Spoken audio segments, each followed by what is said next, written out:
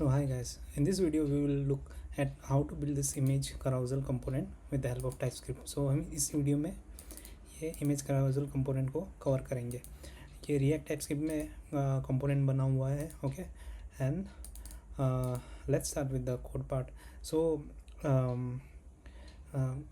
इस वीडियो को शॉर्ट रखने के लिए मैंने इस पहले से कोडिंग करके रखी हुई थी एंड मैं स्टेप बाय स्टेप आपको एक एक्सप्लेन करता जाऊंगा इसमें. ओके, सो पहले हम बनाएंगे carousel props. तो उसके अंदर हम इमेजेस लेंगे और इमेज डिटेल करके एक एरे होगा और एक सिलेक्टेड इंडेक्स बोल के एक ऑप्शनल प्रॉप होगा जो नंबर होगा, जो या तो यूज़र या तो कोई भी डेवलपर अपने टॉप से पास कर सके. ओके, एंड इमेज डिटेल से एक बेसिक टाइप होगा जिसमें आईडी स्ट्रिंग और SRC ID as a string रहेगा, SRC स्ट्रिंग रहेगा and all text as a string रहेगा. ओके, एंड देन उस in the next step like हम उस चीज़ को पास कर देते हैं carousel props को. इधर हम यहाँ डिस्ट्रक्चर करते हैं इसको.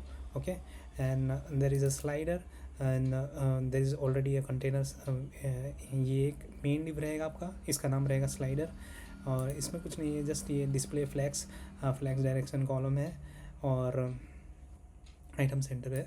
तो बेसिकली ये आप देख लीजिए. ओके, ये आपको समझ में आएगा अभी थोड़ी देर बाद. ओके, नाउ उसके बाद हम क्या करेंगे ना, हम एक कंटेनर बना देंगे. एक कंटेनर इसके लिए यहाँ पर एक कंटेनर के अंदर है ना हमारा इमेज वाला पार्ट कवर होगा, जैसे कि ये वाला पार्ट. ओके, ये पूरा ये पार्ट है ना, नॉट दिस डॉट्स, बस इतना पार्ट है ना, ये वाला कवर होगा जिसमें ये पेजिनेशन भी आएगा और ये एरोज भी आएंगे. ओके, एंड सो आगे करेंगे हम.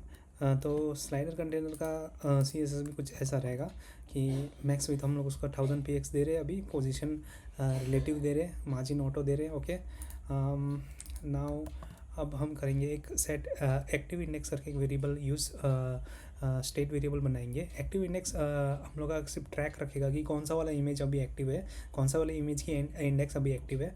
सो with the help of this we can track the active index. Okay, now हमने एक छोटा सा हमने एक डिव बनाया ओके स्लाइड के लिए अंदर, जिसके अंदर हम पूरा सॉरी ये वाला पार्ट डालेंगे.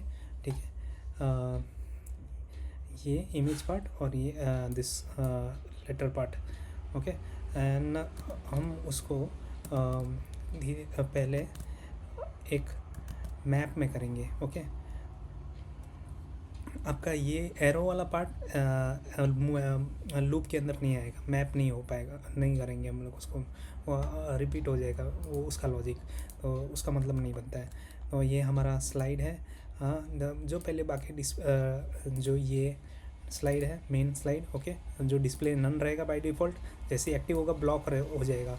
और साथ ही हम लोग ने एक फेड एनिमेशन डाला है, तो एनिमेशन नेम फेड है और जस्ट उसकी ओपेसिटी होगी from 0.4 to opacity 1 and it will go from like take like 1.5 second. Okay, and उसके बाद हम ये एक्टिव इंडेक्स और ये images length slash images length, ये जो है ये इसका फंडा वही है कि आपका ये जो पेजिनेशन देख रहे हो ना इधर, जो भी एक्टिव है उसके हिसाब से काउंट दिखा रहा है ना, ये वही चीज़ है.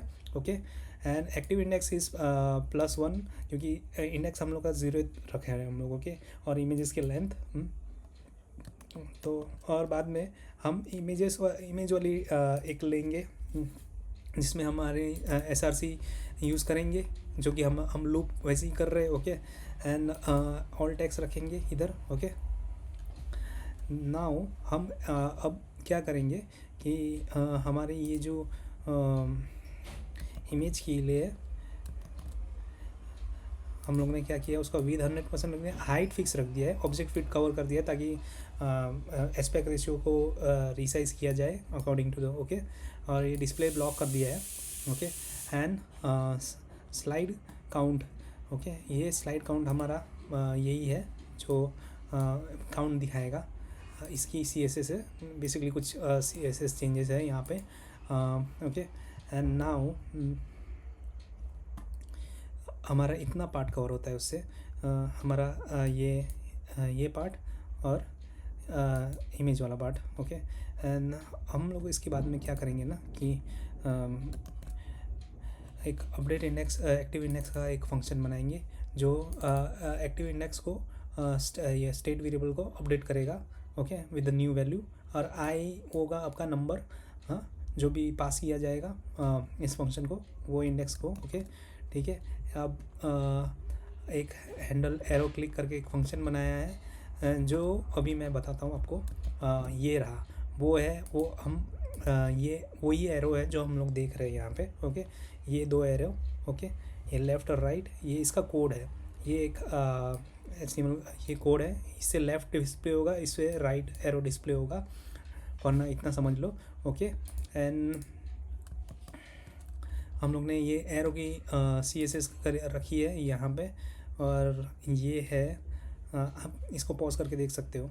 बेसिकली कर्सर पॉइंटर है, और ये बैकग्राउंड ओवर में चेंज कर रहा है, और राइट के पोजीशन, राइट वाले के लिए कुछ पोजीशन चेंज कर रहा है, ठीक है।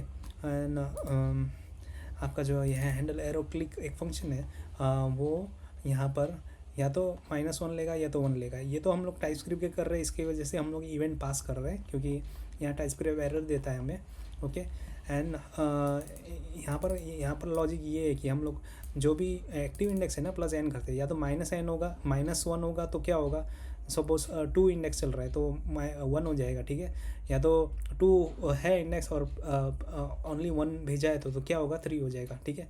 अगर काउंट अगर 0 से नीचे चला गया तो हम लोग को क्या करना है ना कि जैसे ही काउंट अगर 0 से नीचे चला गया ना, तो ये देखो इस केस में ये काउंट और 0 से नीचे चला जाने वाला केस है, ठीक है।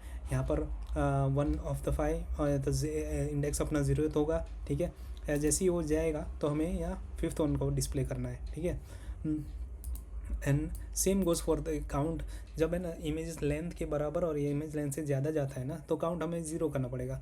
जब 5 है तो काउंट अपना एक तरह से समझो कि 5 हो जाएगा, ओके। जब इससे और एक बार इंक्रीमेंट करेगा कोई भी, तो हमें फर्स्ट वाले स्लाइड में जाना है। तो ये अपडेट एक्टिव इंडेक्स का काउंट हम लोग ने यहाँ से अपडेट किया, ओके। सो ये फंक्शन भी आप देख सकते हो, ओके। एंड दिस और ये जो CSS वगैरह तो समझा दी मैंने आपको, ओके। एंड अब हम करते हैं कि डॉट्स के पास जाते हैं। जो डॉट्स दिख रहे हैं ना आपको, ये जो डॉट्स दिख रहे हैं ना, इनका लॉजिक लगाते हैं। तो एक स्लाइडर डॉट्स करके कंटेनर रहेगा, समझ लो इनके लिए, ओके। एंड ये स्लाइडर डॉट्स आइटम रहेंगे और स्लाइडर डॉट आइटम एक्टिव रहेंगे, और इसके लिए भी हम CSS लिखेंगे ऐसा कुछ, ये देख लीजिए। स्लाइडर डॉट्स, ओके, ये स्लाइडर आइटम, ये पॉज करके देख लेना आप, ठीक है। ये एक्चुअली ओके। नाउ हम जाएंगे अब स्लाइडर, अब हैंडल डॉट एक्टिव का हैंडल डॉट का डॉट क्लिक का, सॉरी, लॉजिक बड़ा सिंपल है। जो भी इंडेक्स आपने पास किया वो उस हिसाब से चलेगा, ओके। एंड नाउ अगर हम इस चीज़ को अगर रन करें ना, तो ये फाइनल आउटपुट ये है। सो आई होप सो मैंने ये अच्छे से कवर किया हो। आप स्निपेट जो भी बीच बीच में ना पॉज करके देखिए, और ऐसे करके आपको समझ में आएगा। सो थैंक्स फॉर अब क्या करते हैं ना, app.txs मैं अभी जस्ट इंपोर्ट कर रहा हूँ। ये रहा इमेजेस, ओके। ये मैंने बनाया ID1 अर्थ इमेज। ये तो मैं रिएक्ट टाइप से ये क्या वीट का सेटअप यूज़ कर रहा हूँ, तो ऐसे मैं एसेट के अंदर रखा हुआ हूँ। आप अगर API में से लेकर आ रहे हो इमेजेस की डेटा, तो भी पास कर सकते हो ऐसे, और इस इमेज डिटेल को उसी हिसाब से चेंज कर सकते हो, ऑल टेक्स्ट, ओके। एंड ये मैं जस्ट कराउजल को इंपोर्ट किया, इमेजेस वहाँ से पास किया। मैंने सिलेक्टेड इंडेक्स पास नहीं किया, ये जस्ट एक ऑप्शनल है। तो ये आप पास करेंगे तो ये उस हिसाब से डिस्प्ले करेगा। मैं और एक ऐसा ऐड करना चाहूँगा कि आप इस कराउजल कोड को है ना कुछ चेंज करिए, उसमें ना ऑटो प्ले वाला फंक्शनलिटी डालिए, सर्टन इंटरवल के बाद वो स्लाइडर अपने आप चेंज होते रहते हैं। ओके, ऐसा वाला डालिए। Okay, okay guys, thanks for watching.